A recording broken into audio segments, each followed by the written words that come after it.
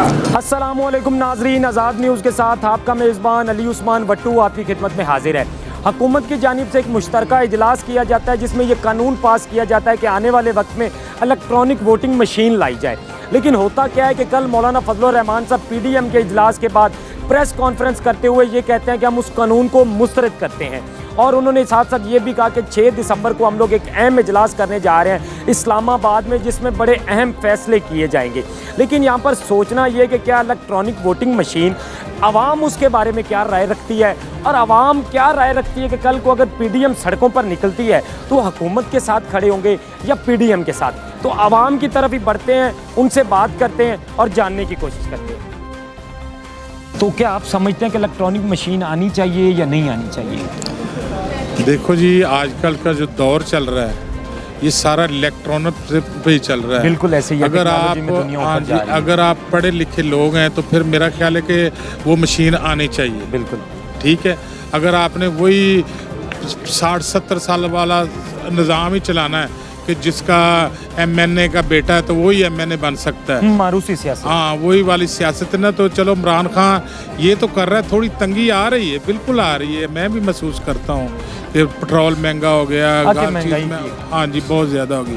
बहरहाल मैं तो यही कहूँगा कि वो इलेक्ट्रॉनिक्स जो मशीन है ना वो आनी चाहिए।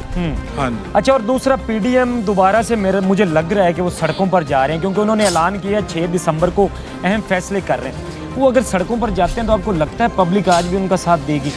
नहीं, मुश्किल है, क्योंकि इन्होंने 3-4 बार टाइम दे के ना तो ये लोग नहीं निकले। वो इस वजह से नहीं निकले कि ये 4-5-10 पार्टियां इकट्ठी होती हैं, एक को माल लग जाता है, वो पीछे हट जाती है, बाकी फ्लॉप हो जाते हैं। सही हो गया, मतलब ये गेम तो असल माल की चल रही है। इमरान खान ओवरसीज को वोट का हक दे रहा है जो बाहर पाकिस्तानी बैठा है। अपोजिशन को इस चीज़ से भी मसला है, वो कहते हैं जी कि उनको भी वोट का हक नहीं मिलना चाहिए। अब समझते हैं जो बाहर पाकिस्तानी बैठे हैं उनको भी वोट का हक होना चाहिए। उनको वोट का हक ज़रूर होना चाहिए, क्योंकि ओवरसीज़ पाकिस्तानियों ने ऐसा किया है कि वो हमारे मुल्क में उन्होंने इतना पैसा भेजा है, ओवरसीज़ पाकिस्तानियों ने इतना डॉलर भेजा है कि हम कुछ स्टैंड हुए हैं। अगर वो लोग हमारी ना हेल्प करते तो ये आप सिस्टम ख़राब हो जाना था। तो उनको हक मिलना चाहिए। हाँ जी। अस्सलाम वालेकुम। अच्छा, अगर इलेक्ट्रॉनिक वोटिंग मशीन हुकूमत लाना चाह रही है लेकिन अपोजिशन चाहती है कि वो नहीं आनी चाहिए, कि इससे धांधली होगी, आप क्या समझते हैं?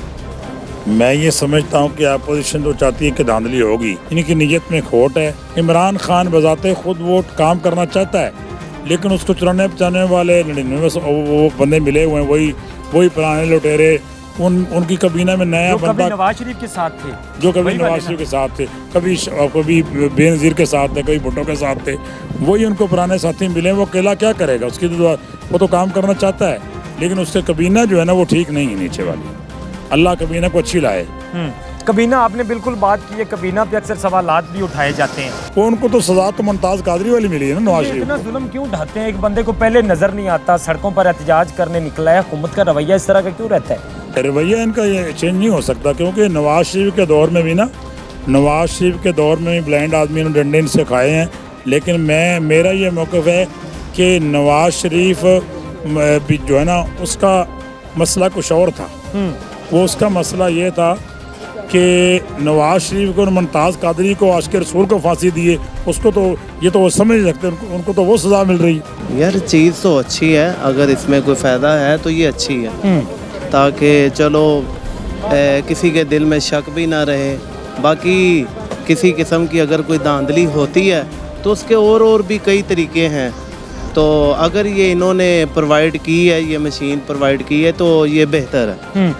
अच्छा, एक टेक्नोलॉजी में आप देखते हैं कि सारी दुनिया ऊपर जा रही है। जब हमारे यहाँ इलेक्ट्रॉनिक वोटिंग मशीन की बात की जाती है तो अपोजिशन इतना रोला डालना क्यों शुरू कर देती है? वो क्यों कहते हैं जी कि ये एक रैगिंग का नया रास्ता निकाल रहे हैं? आपको लगता है कि इन चीज़ों में रैगिंग की जा सकती है? शहरी क्या समझ रहे हैं? की जा सकती भी है, बाकी को फ़ायदा हमें पिछली हुकूमत में भी इतना नहीं था कि बंदा कहे कि ले भी पिछली हुकूमत में बहुत ज़्यादा फ़ायदे थे। महंगाइयाँ तब भी थी, लोग तब भी यही रोला डालते थे कि महंगाई बहुत है। आज भी लोग यही कह रहे हैं।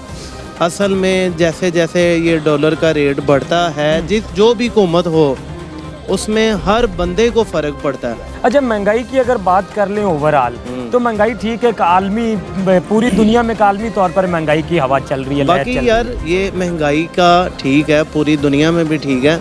असल में फ़र्क जो मज़दूर तबका है उनको बहुत ज़्यादा पड़ता है, जो बिल्कुल अपनी रोज़ाना की दिहाड़ियाँ लगाते हैं, रोज़ अपने काम करके वही मजदूरी इकट्ठी करते हैं, उनके लिए बहुत ज़्यादा प्रॉब्लम है कि उनको ज़्यादा महंगाई महसूस होती है। सही हो गया। अच्छा, एक आपसे ये भी बात पूछना चाहूँगा, मौलाना फजलुर रहमान साहब ने अपनी तकरीर करते हुए ये बात भी मेंशन की कि पीटीआई हुकूमत ओवरसीज़ को वोट का हक देने जा रही है, जो पाकिस्तान से बाहर बैठे हैं उनको वोट का हक देना चाह रहे हैं। ये देना अब चाहिए। अपोजिशन चाहती है कि उनको हम अपने तरीके से, कि मतलब कानूनी तरीके से हक देंगे, इसको हम मुस्तरद करते हैं। नहीं, ये देना चाहिए, ये देना चाहिए, उनका भी हक है, ताकि उनकी भी काउंटिंग हो, ताकि पता चले दूसरे के लोग, दूसरे शहर, दूसरे मुल्कों में जो लोग बैठे हैं कि उनके दिल के जज्बात कैसे हैं इनके मतलब, वो जिसके मतलब होंगे वो तो सबके सामने आ जाएंगे। तो लिहाजा ये है कि हमारी दुआ यही है कि जो भी लीडर हो, जो भी आए, अल्लाह पाक बेहतर से बेहतर लाए और कामयाब करे, अल्लाह ताला इस पूरे पाकिस्तान को कामयाब करे।